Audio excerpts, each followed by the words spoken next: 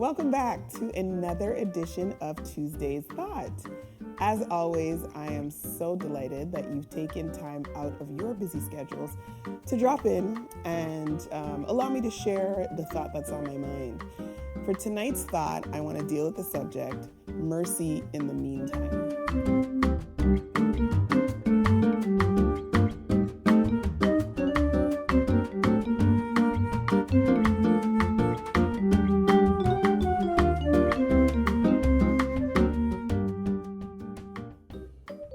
All right.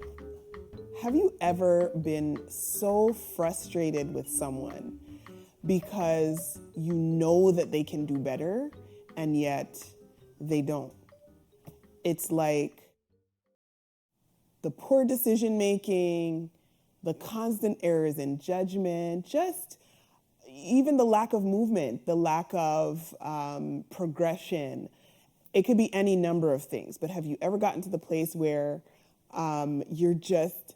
you're ready to pull your hair out because you can't pin down why they're not seeing the potential that you're seeing, or they're not seeing the way their actions are detrimental to their own selves the way that you're seeing it. And it brings about a sense of frustration, sometimes a sense of hopelessness.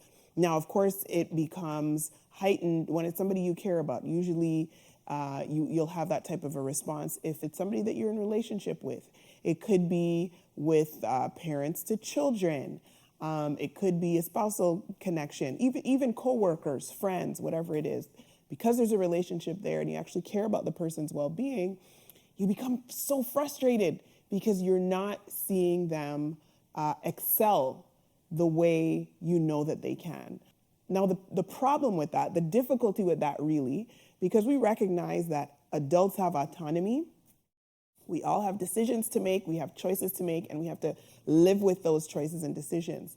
But the problem becomes when that person's actions actually have an impact on other people's lives, right? That's the difficulty in all of this and what makes it so frustrating. But no matter how hard you try, no matter what you do, it's like you cannot get through.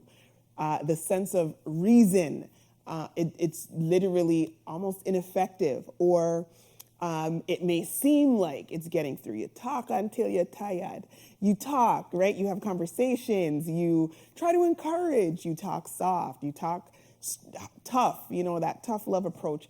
And yet it seems like it is to no avail because day after day, month after week, year after year, you still continue to see that same pattern of detrimental behavior. And so it can become frustrating to the point of irritation almost. So that's what I was thinking about recently. And the conclusion of my thought process was this. Despite the fact that you get to a place with the individual or the person in your life where you're at your wit's end, you're not sure what else to do. And that irritation seems to be chronic and constant because of what you perceive to be their behaviors, and how the big part is how it impacts not only their life, but the lives of those around you, maybe even your own life.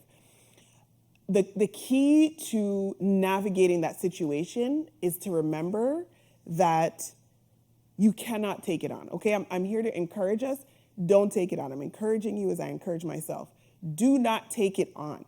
It is not your burden to bear, so to speak. Because if you're not careful, that irritation, that sense of disdain, can grow into something else, something like resentment, or even worse, bitterness in your own heart. And that's not something that ought to be there. It ought not to be that way. Somebody else's actions should not have that level of impact on you. So you have to manage your response, and you have to manage how you deal with it. As I said, you could talk until you're blue in the face, and sometimes that's not going to do anything. So take a step back. You need to take a step back. And as I was thinking about it, I considered, and this is where mercy in the meantime comes in. I considered the fact that, perhaps that could just be the person is going through what I'll call growing pains. They could just be going through a season of development.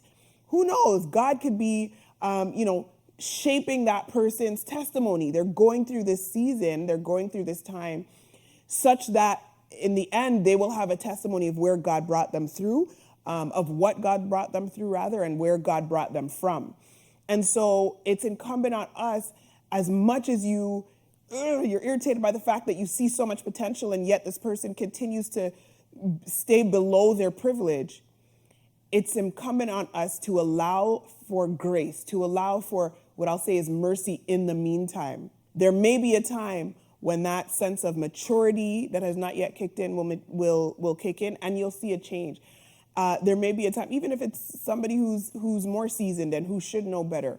Sometimes there's that pivotal moment, that aha moment, that light switch, that light bulb will go off, and you'll begin to see a change. And so what's required on our part is patience. What's required on our part is empathy, it's mercy, and sometimes it is literally just to take a step back. Now, let's not be confused, because there are those people who we will encounter along life's journey who may never change, you'll never see them come to that full place of understanding and maturity and so on. They will just continue to make poor decisions. They will continue to exercise bad judgment. They'll continue to just do things that make you go, It makes you wonder. And that's just a reality. And those things you might have to accept. And in the extreme sense, there will be those individuals or those circumstances that you literally will have to sort of draw the line and say, okay, that's it, I'm done. But what I want to encourage us is, as I'm saying, we need to learn how in those circumstances and learn when to extend mercy in the meantime. What I want to balance that with is the fact that while you're extending that mercy, be careful not to become an enabler as well. So what do I mean by that? Well, there's a saying that I heard many years ago, and it's always stuck with me. It says, you can't give a drunk a drink. You can't give a drunk man, you can't offer a drunk person a drink. You know that something, you're doing it in the name of trying to be patient with, and you're extending grace and all these things. But if you're dangling the very thing that is going to be the cause of that person's detriment in front of them, you're not helping them, you're enabling them. And so, as I say, you don't want to encourage negative behavior. You don't want to encourage the person in the negativity that they're doing, because then you're just continuing to perpetuate the cycle. So you have to learn how to create a safe distance, as they say. Maintain mercy in the meantime, but be cautious about balancing not becoming an enabler. And recognize that in the fullness of time, that change may come about in that person's life. So what can you do in that meantime? You can keep praying. There's one thing that we can never exhaust, and that's the power of prayer. And so if there is somebody like that in your life, and let's be honest, sometimes that person who you become so frustrated with because they're living beneath, that person might be you. It might be your very own self. Frustrated by the decisions or the lack of movement or the missed opportunities, the failure to take the next step to get to where it is that you need to get to. And this can be in any aspect of your natural life, your personal life, your spiritual life, in any aspect. That person might be the person that's looking back at you in the mirror. The Bible speaks about, in Colossians 3 and verse 13, forbearing one another, okay? Tolerating, having patience with one another. Not everybody is moving at the same pace in life, and not everyone will respond to the things that life throws at them in the same way. And it's important for us to be mindful of that. And so as we're doing so, as I say, having mercy in the meantime, but balancing that out as against not enabling the negative behavior so that it continues to perpetuate itself. So just remember that God, He writes the story of our life. The Bible teaches us that He is the author and finisher of our faith. And so, in essence, He may be developing someone's story. Consider what your response is.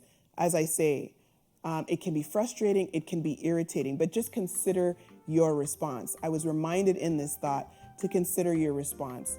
Mercy, grace, compassion, those are sometimes what is in fact prescribed in those moments, as opposed to irritation, and as I say, resentment, and worse yet, bitterness. Thanks again for tuning in tonight. As always, it is my prayer for you that the peace of God will be with you. Until we see you again next time, may God bless you real good.